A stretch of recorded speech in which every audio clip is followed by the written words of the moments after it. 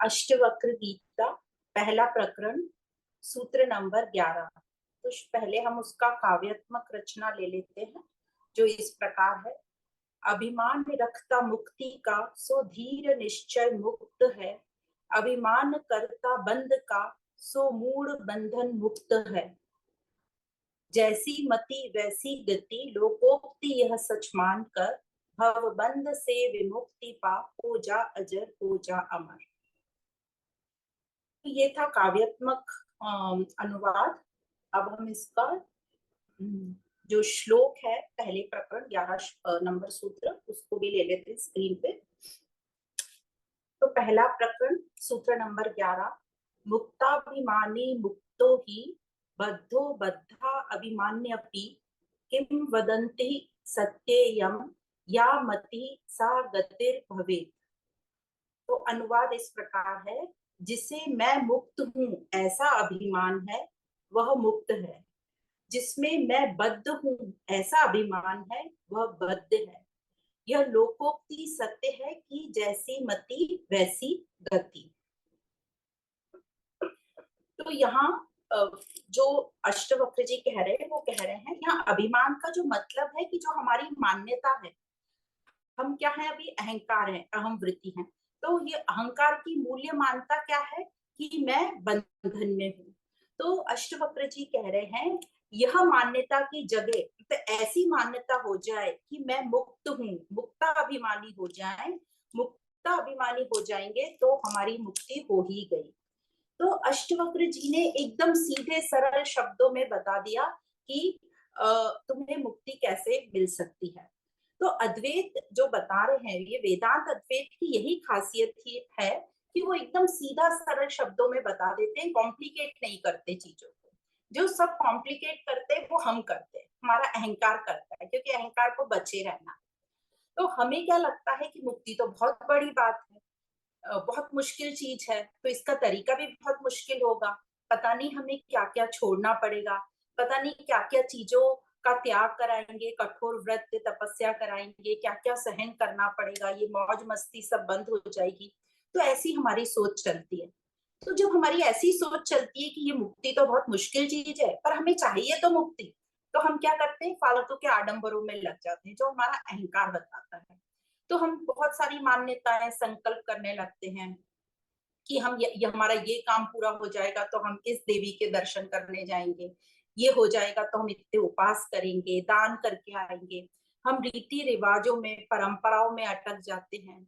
हम जैसे जो जो त्योहार आएंगे कौवे को भोग लगाएंगे, या नाग पंचमी होगी तो नागों को दूध पिलाएंगे। तो उस दिन पूछो भी कि क्यों पिलाया जा रहा है, तो बस आज के दिन अच्छा माना जाता है नाग को दूध पिलाना। हमें पता भी नहीं है कि वो नाग कौन है, उस नाग के लिए वो दूध ठीक है भी कि नहीं, बस बोला क्या है तो हम उसको उड़ेल उड़ेल के दूध पिला देते हैं। तो इस प्रकार, या फिर बहुत सारी ऐसी मान्यता है कि पुत्र रत्न चाहिए, नहीं तो हमारा जो है मुक्ति कैसे होगी, हमें पिंड दान कौन करेगा। तो हम लड़के के लिए तपस्या करते हैं कि हमें पुत्र प्राप्त हो जाए।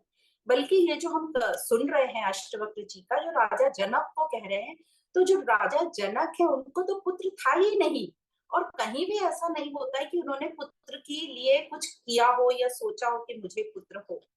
या फिर बहुत सारे ऐसे रीति रिवाज होते हैं कि हमारे घर में पड़पोता हुआ तो सोने की सीढ़ी का प्रोग्राम रखेंगे, बहुत खुश होंगे लोग आके आपको बधाइयां देंगे। तो हमारा अहंकार और फूलता जाता है कि हमारे कर्म कितने अच्छे हैं, हमारी प्रारब्ध कितनी अच्छी है। तो क्या इन सब से हमें मुक्ति मिलेगी, ये हमें क्वेश्चन करना चाहिए। तो ये सब चीजें आडंबर, हमने ही मुक्ति को कॉम्प्लिकेट करके रखा है और उसको एक आडंबर जैसा बना दिया है। क्योंकि क्यों किया ऐसा, क्योंकि एक तो अज्ञान और हम भ्रमित हैं और हम जानना भी नहीं चाहते। हम ये जो हमारा अंधापन है, ये अज्ञान, इसी को हम सही मानते हैं। जो गलत है हम उसी को सही मानकर चलते रहते हैं। तो जब हम गलत को सही मानेंगे तो हम पहुंचेंगे भी कहीं नहीं, हम सवाल ही नहीं उठता, और हम उलझते जाएंगे। तो इस अंधेपन का इलाज हम क्यों नहीं करते हैं? तो ये बहुत सोचने की बात है, क्योंकि हमें इसी में मजा आ रहा है, क्योंकि हमारे भोग चालू है, हम सब सुख उठा रहे हैं। और हमारे को इतनी सारी ये सब आदतें लग पड़ गई हैं, जो भी समाज से, संस्कारों से, हमारे जहां भी हम रहते हैं वो सब जगहों से इतनी सब पक्के हो गए हैं कि हमसे अब ये छूट ही नहीं रहा है ये सब आडंबर। तो कहने को धर्म भी चल रहा है हमारा कि जिसने जो कहा वो कर भी लिया, तीर्थ भी कर रहे हैं, सब जगह जाके आ रहे हैं, क्या फर्क पड़ता है, थोड़ा सा कर लिया, मंदिर चले गए, ऐसी सोच रहती है। तो ये भी चलता रहता है कि हमारा धर्म भी चल रहा है और मजे भी चल रहे हैं। और हमें थोड़ा डर भी लगता है ज्ञान का, कि यदि हमें ज्ञान हो गया तो हमारा ये अंधापन हट जाएगा। और अंधापन हट जाएगा तो क्या होगा, सब साफ साफ दिखाई आ जाएगा। क्या साफ साफ दिखाई आ जाएगा, कि ये जो हमारी मौत चल रही है ये कोई 2 टके की भी नहीं है, ये इतनी निचले दर्जे की है कि इसे हमें छोड़ना ही पड़ेगा। तो और हम इसी को सुख समझ के बैठे, तो ये हम छोड़ना नहीं चाहते। इसलिए हम ऐसे ही जीना पसंद करते हैं, हम बंधन रहना पसंद करते हैं, और हम बोलते रहते हैं कि हमें छुटकारा कैसे मिलेगा, हमें मुक्ति कैसे होगी। तो अष्टवक्र जी यहाँ कह रहे हैं कि कुछ कर्म क्रिया ये सब साधना विधि से कुछ नहीं होने वाला है, तुम्हें मानना ही होगा कि तुम मुक्त हो।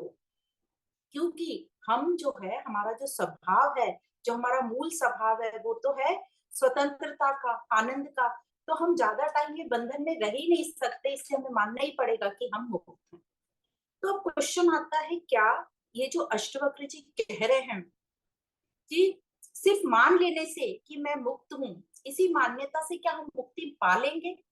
तो इसका आंसर आता है कि हाँ, हम बार बार परिस्थितियों में जाएंगे और वापस आएंगे, बहुत मुश्किल है पूरा चलना। पर हम थोड़ा भी अपने दुखों से ऊपर हो जाए तो हमारा थोड़ा जीवन का लक्ष्य, हम थोड़े पास हो जाएंगे, है ना। पद्मा मासी भी म्यूट नहीं है ठीक है, अब आपका। देखें, अभी अपन कर लेते, जो भी है देखा जाएगा। तो यहाँ अष्टवक्र जी क्या कह रहे हैं कि बस मैं मुक्त हूँ, इसी मान्यता से तू मुक्ति पा लेगा। तो क्वेश्चन मन में आता है, सिर्फ इतने से हो जाएगा क्या कि मैं मुक्त हूँ? तो अब अष्टवक्र जी कह रहे हैं, तो ये तो कोई ऐसी वैसी व्यक्ति तो नहीं कह रहा है, बहुत ऊंचे दर्जे का व्यक्ति कह रहा है। तो यदि अष्टवक्र जी कह रहे हैं कि हाँ हो जाएगा, तो हो ही जाएगा। पर पर जो हम ये मान रहे हैं कि मैं मुक्त हूँ, ये मान्यता में बहुत सच्चाई होनी चाहिए, बहुत ईमानदारी होना चाहिए, विश्वास होना चाहिए, हम ये मान ले। तो जब हम सच में ये मान लेंगे, कैसे पता चलेगा?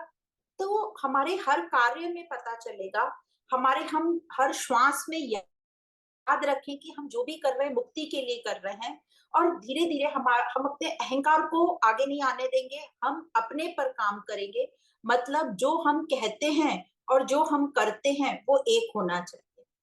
अभी हम क्या करते हैं, हम कहते कुछ और हैं, हम करते कुछ और हैं। हम बाहर दिखावा करते हैं लोगों को प्रभावित करने के लिए, अच्छा बने रहने का, और अंदर से हमारे में स्वार्थ रहता है, लालच रहता है, कपट रहता है। तो ये क्या कर रहे हैं, हम अपने आप को धोखा दे रहे हैं। तो अब ये कैसे होगा? तो जो भी हम करते हैं, जो भी हम कर्म करते हैं, तो कर्म तो हमें दिखाई देता है, पर हम किस भाव से करते हैं वहां पर हमें ध्यान देना। तो ये जो कर्म, यहाँ पे आती है कर्मों की महत्ता। तो जो हम कर्म करते हैं वो तो स्थूल रूप में हमारे सामने होते हैं, पर अब हमें कर्म को तो देखना है, पर अब हमें साथ साथ अपने भाव विचार को देखना है कि ये कर्म कहाँ से आ रहे हैं, मेरे अंदर क्या भाव है, क्या विचार है। तो जैसे जैसे हम सूक्ष्म स्थूल से सूक्ष्म की ओर जाएंगे, मतलब कर्म से फिर विचार पे जाएंगे, भावों पे जाएंगे, और हमारे अहंकार पे जाएंगे एकदम एंड में। तो मतलब वो हो गया हमारा कर्तापन, जो अहंकार है।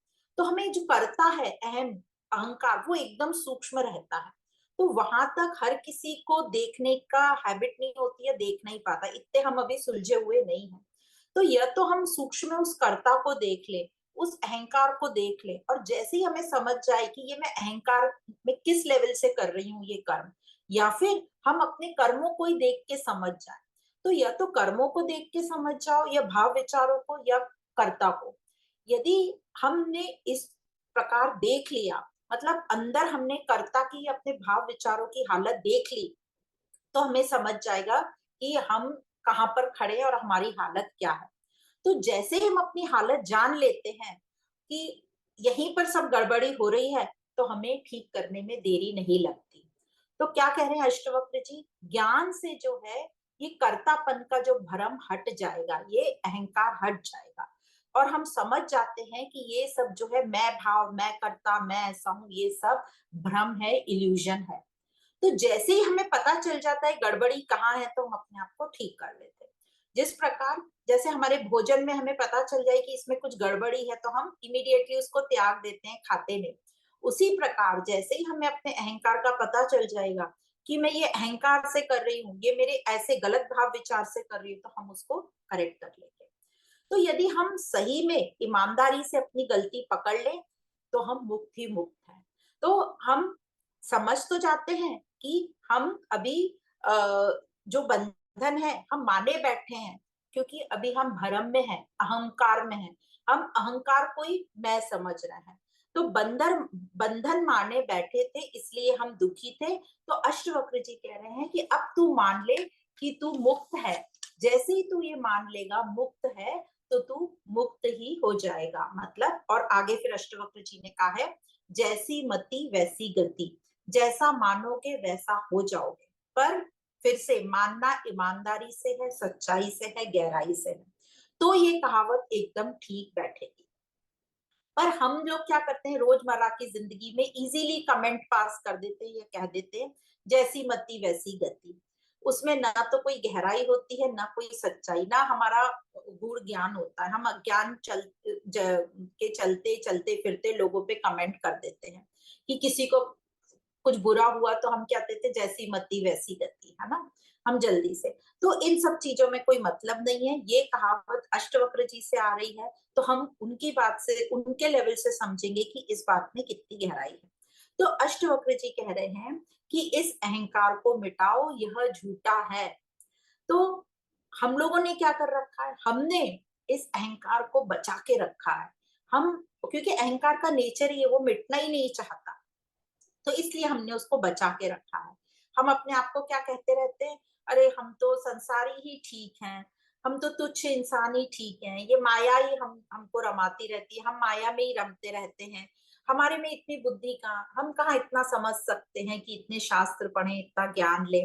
तो बस हम थोड़ा मंदिर चले जाते हैं, थोड़ा कीर्तन कर लेते हैं, थोड़ा किसी के किस्से कहानियां सुन सुन लेते हैं, टीवी में रामायण महाभारत देख लेते हैं बस, और थोड़ा कुछ दान पुण्य कर देते हैं, किसी के घर जाके सेवा कर देते हैं, प्रसाद बना देते हैं, प्रसाद वितरण कर देते हैं।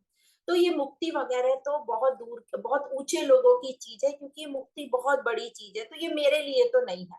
मेरा जीवन तो ऐसे ही अच्छा चल रहा है, कमाना, खाना, मौज करना, सोना, और थोड़ा कुछ प्रसाद बांट देना, दान पुण्य कर देना, और ऐसा मानकर ही हम बैठे रहते हैं। तो ऐसा मानकर हम बैठे रहेंगे तो मुक्ति तो दूर, हम बंधनों में ही उलझते जाएंगे, और हम इसी बंधन को सुख और आनंद मानते रहेंगे, यही मानते रहेंगे कि ये प्रारब्ध से मुझे मिला है, और हमारा पूरा जीवन ऐसा ही व्यतीत हो जाएगा। तो अष्टवक्र जी कह रहे हैं, इस झूठ को त्यागो, जागो जागो और मुक्त हो जाओ।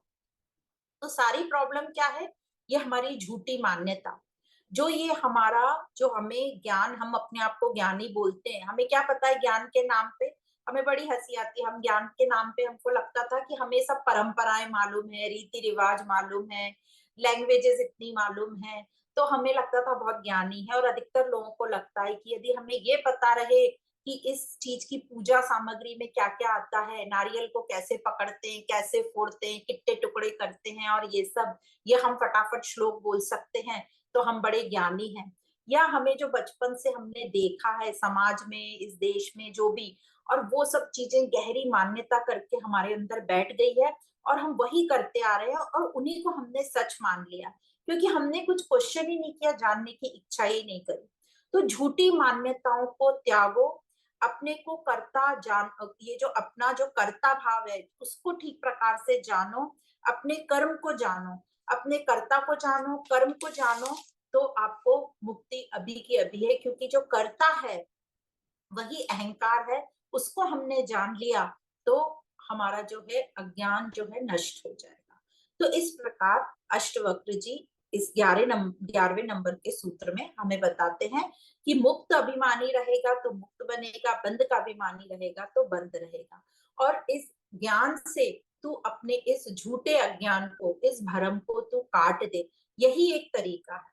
तो इस प्रकार सूत्र नंबर 11 में ये बताया गया। अब आप लोग बोलिए, एक और सूत्र ले ले। ये जो सूत्र है थोड़ा बड़ा है और गहरा भी है। तो अब हम आते हैं सूत्र नंबर 12 पे। तो जो सूत्र नंबर 12 है उसका जो काव्यात्मक रचना इस प्रकार है। आत्मा अमल साक्षी अचल पूर्ण शाश्वत मुक्त है, चैतन्य असंगी निस्प्रही श्रुति शांत अच्युत तृप्त है। तो यहाँ पर अष्टवक्र जी कह रहे हैं, उसका संस्कृत जो है वो हम ले लेते हैं इस पे। तो पहला प्रकरण सूत्र नंबर 12। आत्मा साक्षी विभु पूर्ण एको मुक्तश्चित प्रिय असंगो निस्पृह शांतो ब्रह्मात् संसार वानिव। आत्मा साक्षी है, विभु है, पूर्ण है, एक है, मुक्त है, चिद्रूप है, अक्रिय है, असंग है, निस्पृह है, शांत है, और केवल ब्रह्म से ही संसार हमें वस्तु की तरह लग रहा है। यह ब्रह्म से संसारी जैसा हमें भासता है, बंधन ग्रस्त है हम, ऐसा। तो अष्टवक्र जी राजा जनक से कह रहे हैं कि तुम आत्मा ही हो, तुम्हें आत्मा प्राप्त नहीं करनी। क्योंकि यदि हम ऐसा माने कि आत्मा प्राप्त करनी है तो हम आत्मा को अलग देखेंगे, भिन्न देखेंगे, उसको मानने लगेंगे कि ये हमसे अलग है। और हम जानते हैं अब कि जितनी भी भिन्नता है, ये भिन्नता है ही नहीं, तुम स्वयं ही आत्मा हो। बस अज्ञानवश क्या हो रहा था, हम भ्रम में आ रहे थे, हमें भिन्नताएं दिख रही थी और हम आत्मा को भूल गए। तो पहली लाइन में अष्टवक्र जी ने आत्मा का स्वभाव हमें बता दिया, आत्मा का स्वरूप, कि जो आत्मा है साक्षी है, विभु है। साक्षी का मतलब क्या? तो यह जो आत्मा है ये सबका दृष्टा है, मतलब ये सबसे ऊपर वाला है, इसको देखने वाला कोई नहीं, और यही हमारा होनापन है। फिर बताते हैं आत्मा विभु है। विभु मतलब यह सर्वव्यापक है, विशाल है, वैभवशाली है, इसे सीमित नहीं किया जा सकता, ये असीमित है, असीम है। फिर बोला यह पूर्ण है, मतलब अपूर्णता नहीं है उसमें। जैसे कहा ब्रह्म पूर्ण है, तो आत्मा भी पूर्ण है, और पूर्ण से ही पूर्ण निकलता है, पूर्ण ओम पूर्ण हम प्रेयर भी बोलते हैं। तो ये जो जग ईशावास्य उपनिषद में, तो ये जो जगत है उस पूर्ण की अभिव्यक्ति है, इसलिए कह रहे हैं एक ही है, एक मात्र है, अद्वैत है। सब तो अद्वैत मतलब एक ही है, दूसरा कोई नहीं है। तो जो सभी जीवों में हमें हम लोग बोल देते हैं गलती से कि भिन्न भिन्न आत्माएं हैं, आत्माएं अनेक हैं, तो ये जो आत्माएं जो हमने बोल दिया बहुवचन, ये शब्द ही गलत है। आत्मा सिर्फ एक ही है। तो कहते हैं जिस प्रकार सभी और व्याप्त है, घड़े के अंदर और घड़े के बाहर जो खुले में आकाश है, उसमें कोई भिन्नता नहीं है, उसी प्रकार जो आत्मा है, आत्मा में भी भिन्नता नहीं है, तो अलग अलग नहीं है। पर अज्ञान से, भ्रम से हमें भिन्नताएं प्रतीत होती है, और जब ये ज्ञान नहीं होता, मतलब आत्मज्ञान नहीं होता, तो हम आत्मा को भिन्न भिन्न प्राणियों की भिन्न भिन्न आत्माएं मान लेते हैं। तो इस प्रकार हमको अज्ञान के कारण आत्माएं अलग अलग लगती है। फिर बोलते हैं आत्मा मुक्त है, मतलब आत्मा का कोई बंधन नहीं है। तो जो जितने भी बंधन है वो शरीर व मन के होते, मन के स्तर पर है। तो जब अज्ञान रहता है तो मन में गलत धारणाएं आ जाती हैं, हमें लगता है या हम मान लेते हैं या भ्रमित रहते हैं कि आत्मा बंधन में है। तो यह जो भ्रांति है ये ज्ञान से ही, मतलब बोध से ही नष्ट होगी। फिर कहा आत्मा चैतन्य है, मतलब यह जो सृष्टि है इसी चैतन्य की अभिव्यक्ति है, और यही चैतन्य हमें विभिन्न रूपों में दिखाई पड़ता है। फिर कहा आत्मा अक्रिय है। अक्रिय क्यों कहा? स्वयं, क्योंकि यह जो है स्वयं करता नहीं है, क्रिया इसका धर्म है ही नहीं। तो अब आगे हम जब पढ़ेंगे तो और समझेंगे ये अक्रिय का मतलब क्या है। अक्रिय मतलब बस उसकी उपस्थिति में हो रहा है, वो अपने खुद के लिए कुछ भी नहीं कर रहा है, उसके खुद के लिए कुछ करने को बचा ही नहीं है। तो जिस प्रकार सूर्य की उपस्थिति में सारी सृष्टि चलती है, क्रियाएं होती हैं, उसी प्रकार इस आत्मा की उपस्थिति में सब कुछ हो रहा है, सब कुछ घटित हो रहा है उसका। फिर बोला आत्मा असंग है, मतलब उसका कोई संगी साथी नहीं है। तो हम लोगों को तो संगी साथी चाहिए, आत्मा को कोई नहीं चाहिए, वो असंग है। फिर बोलते हैं आत्मा निस्पृह है। निस्पृह मतलब इच्छा रहित, कामना रहित, अपेक्षा रहित, क्योंकि कोई हो, दूसरा कोई होगा तो उससे वो अपेक्षा करेगा, पर वो आत्मा के लिए दूसरा कोई है ही नहीं, तो वो इच्छा रहित है, कामना रहित है। तो वो न तो प्रसन्न होती है या प्रसन्न होकर बुलाती है, या ना या वो दुखी या क्रोधित होकर किसी को दंड देती है या द्वेष करती है। वो शांत है, गंभीर है, इसमें कोई हलचल नहीं, कोई तरंग नहीं। और हलचल किसमें होती है? हमारे शरीर में, हमारे मन में। आत्मा में कोई हलचल नहीं।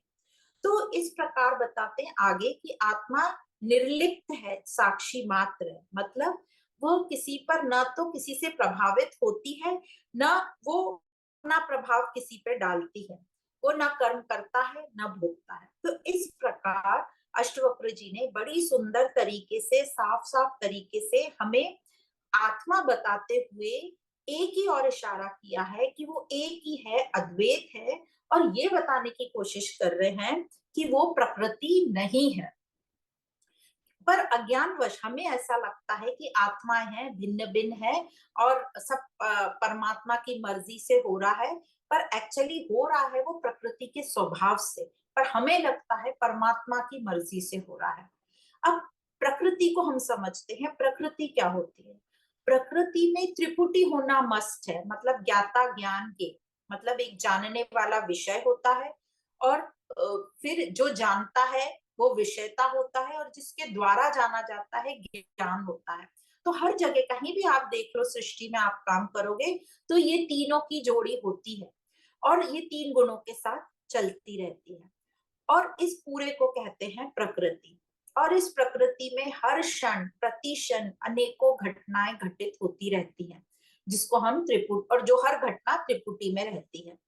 पर आत्मा में कोई त्रिपुटी नहीं है। आत्मा में ये तीनों में से कोई नहीं है। इन तीनों को, प्रकृति के ये जो तीनों एलिमेंट है, इनको जाना जा सकता है इंद्रियों द्वारा, पर आत्मा को नहीं जाना जा सकता। ये तीनों ही अपूर्ण है। आप किसी को भी उठा लो, तीनों में से वो अपूर्ण है, और इसीलिए वो दुखी भी है। और तीनों में से किसी भी स्थिति में, क्योंकि दुखी हैं, अपूर्ण है, तो हम चैन नहीं पाएंगे कोई भी स्थिति में। तो इससे समझता है कि प्रकृति में दुख ही दुख है, शांति और चैन प्रकृति में कहीं नहीं है। तो जैसे हमने बौद्ध दर्शन जब पढ़ा था, तो उसमें पढ़ा था ना बुद्ध के सत्य, फोर नोबल ट्रुथ्स। उसमें क्या बोला था बुद्ध ने? दुख है ही, ये पूरा जीवन दुखों से ग्रस्त है। फिर दूसरा सत्य क्या बोला था? ये दुखों का कारण भी है, हम जानते हैं ये दुख क्यों है, क्या कारण है? आसक्ति। फिर बोला था ये दुखों का अंत भी हो सकता है, बस ये आसक्ति पे हमें काम करना है। और चौथा, ये दुख के अंत के लिए, मतलब आसक्ति को खत्म करने के लिए क्या करना है? अष्टम मार्ग बताया था, वो 8 मार्ग बताए थे ना, सम्यक वाणी, सम्यक दृष्टि, सम्यक संकल्प, सम्यक कर्म, सम्यक आजीविका, सम्यक व्यायाम, सम्यक स्मृति और सम्यक समाधि।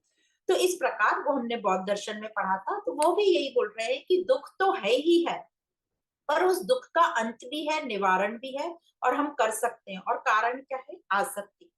अब यहाँ जो हमने समझ लिया कि जो प्रकृति है उसमें चैन है ही नहीं, दुख ही दुख है, पर आत्मा में चैन ही चैन है, और यही हमारी सच्चाई है, और उसी में शांति है।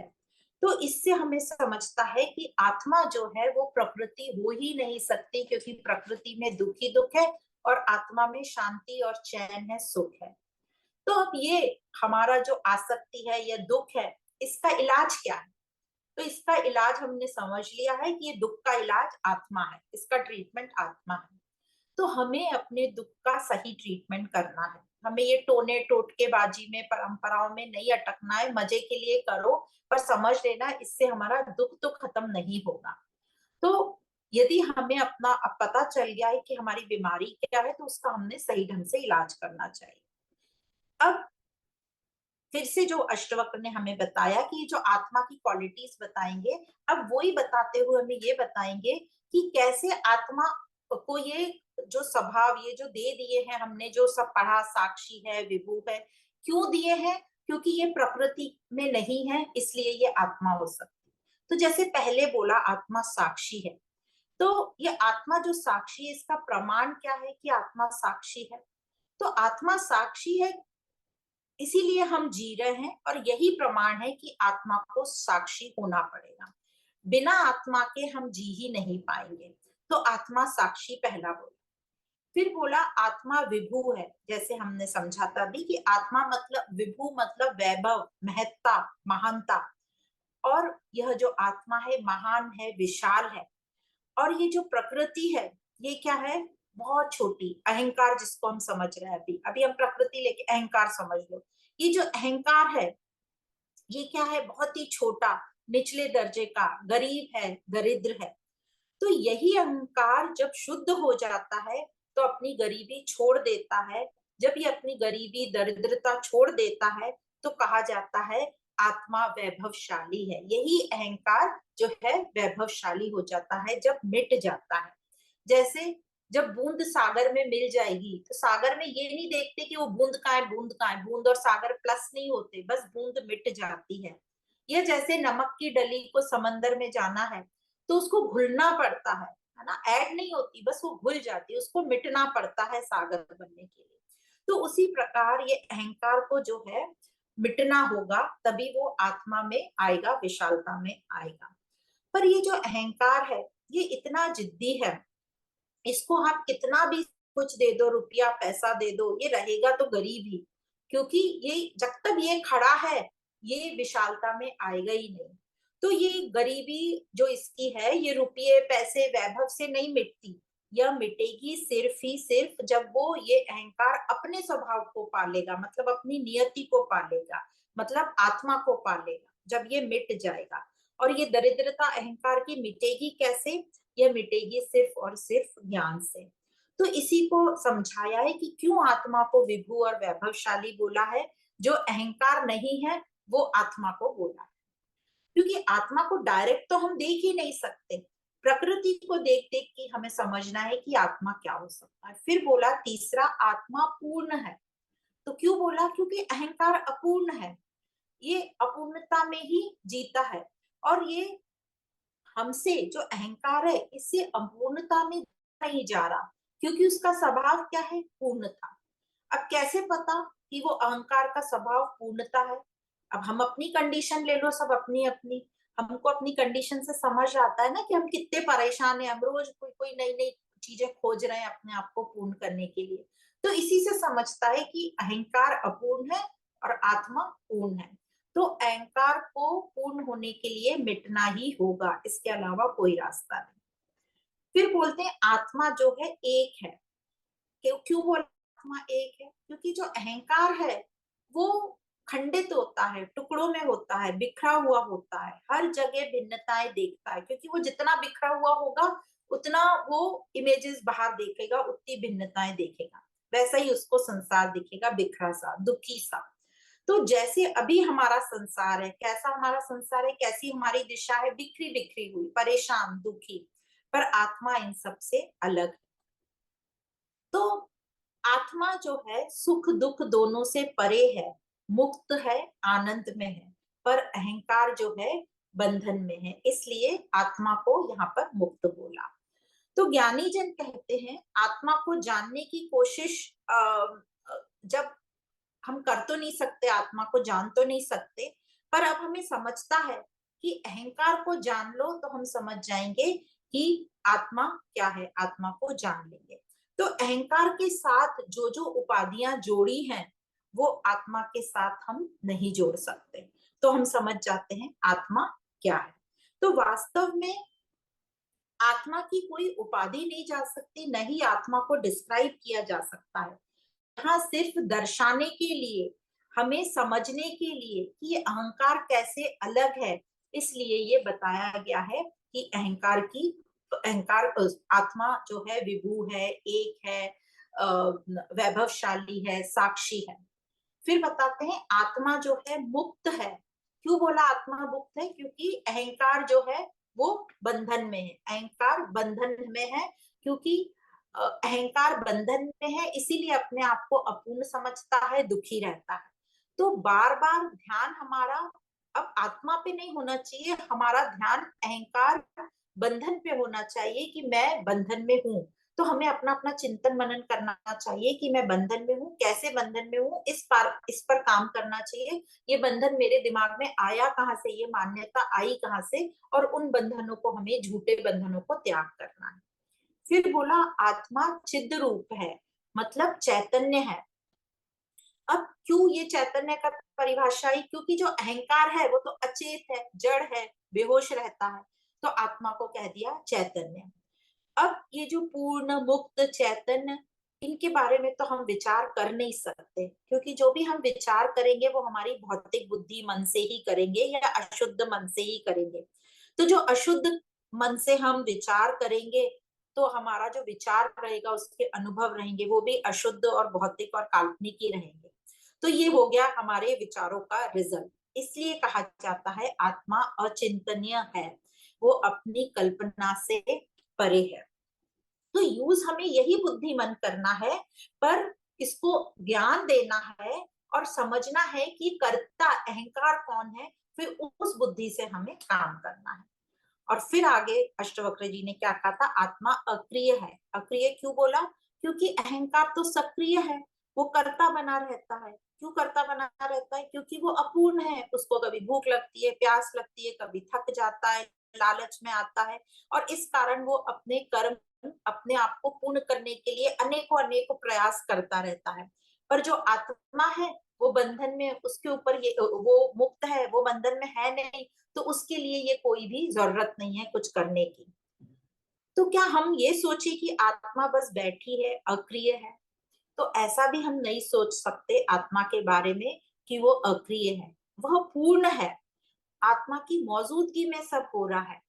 आत्मा को हम डायरेक्ट नहीं जान सकते, हम इनडायरेक्ट जान रहे हैं। जैसे हम अहंकार को जान ले कि ये जो पूरी लाइफ में हम कर्ता बने फिरते हैं, बाजार में हो, ऑफिस में हो, कहीं भी हो, हम क्या करते रहते, दौड़ते रहते, कुछ ना कुछ करते, अपने कर्म करते रहते, कर्ता बने रहते हैं, क्योंकि हम दुखी हैं, हम परेशान हैं। इसलिए अहंकार हमारा इधर उधर भागता रहता है। और इन सब का कारण क्या है? दुख। और दुखी हो तुम, ये अष्टवक्र कह रहे हैं, इसलिए हम कर्ता बने फिरते हैं, क्रियाशील हैं।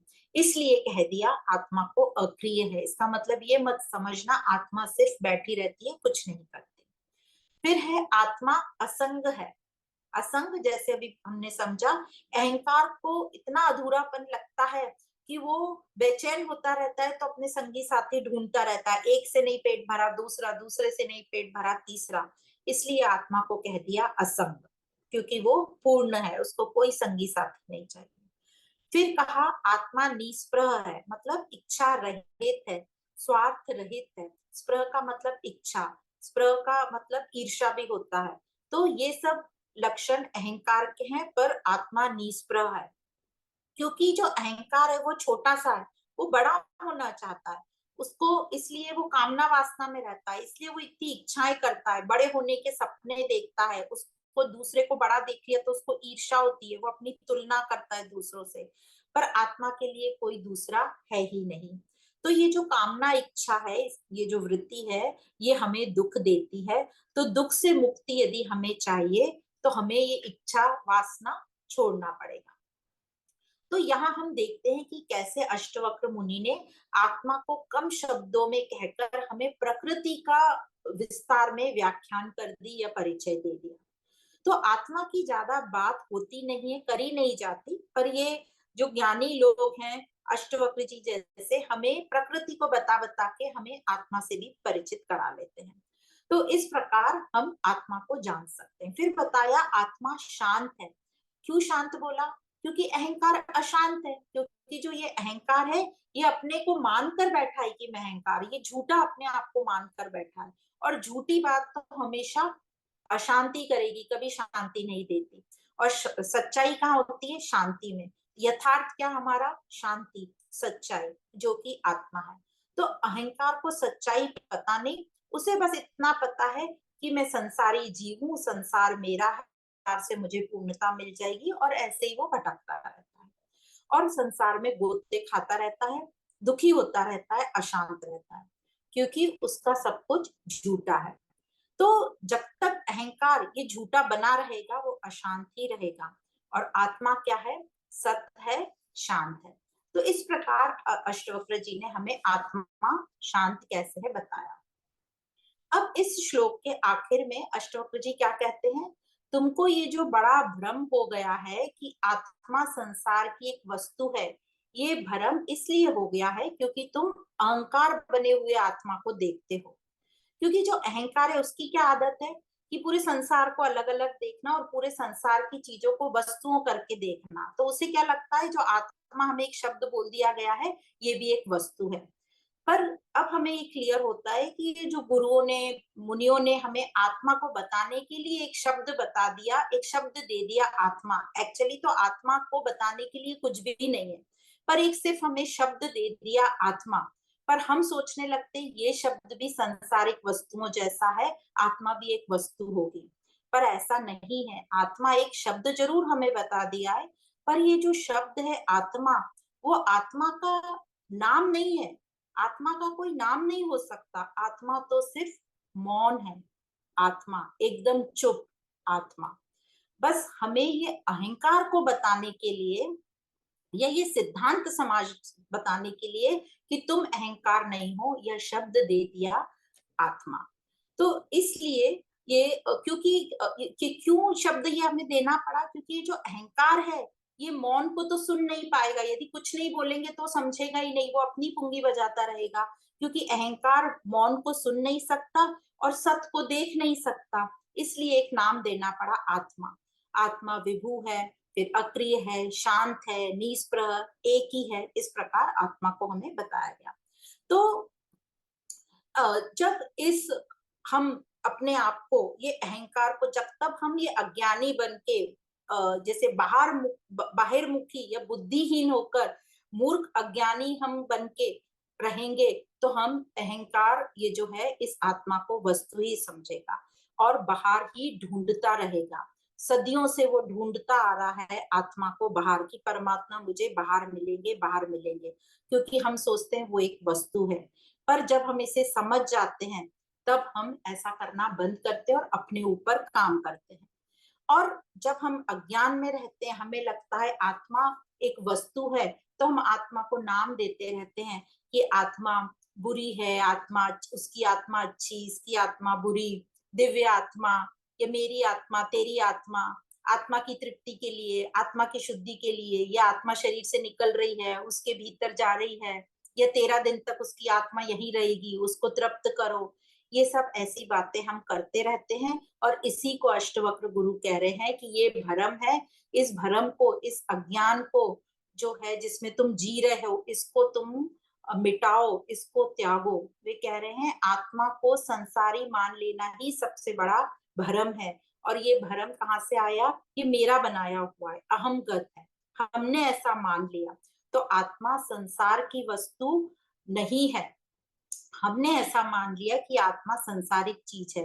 तो इस भ्रम को तू त्याग, इसको तू नष्ट कर। ये झूठ है, और ये कैसे नष्ट होगा? ये ज्ञान से ही नष्ट होगा, बोध से ही नष्ट होगा। तो बोध कहाँ से हमें मिलेगा? ज्ञान कहाँ से मिलेगा? ये जो वेदांत है, ये उपनिषद है, ये जो हमें मुनि बता रहे हैं, ये सब ज्ञान है जिससे हम ये अपनी झूठी मान्यताओं का त्याग कर सकते हैं। तो इस प्रकार अष्टवक्र जी ने ये 2 सूत्रों में हमें अपनी झूठी मान्यता, अहंकार को बताया, साथ ही हमें आत्मा की तरफ इशारा किया कि वो तो एक ही है, अद्वैत है, साक्षी है। तो इसी का हमें अभ्यास करना है। अहंकार को हमें पहचानना है, कर्ता भाव को पहचानना है कि कर्ता कौन है। तो यहाँ पे आज हम समाप्त करते हैं। नेक्स्ट 2 श्लोक नेक्स्ट अध्याय में लेंगे। आप सभी को बहुत बहुत धन्यवाद।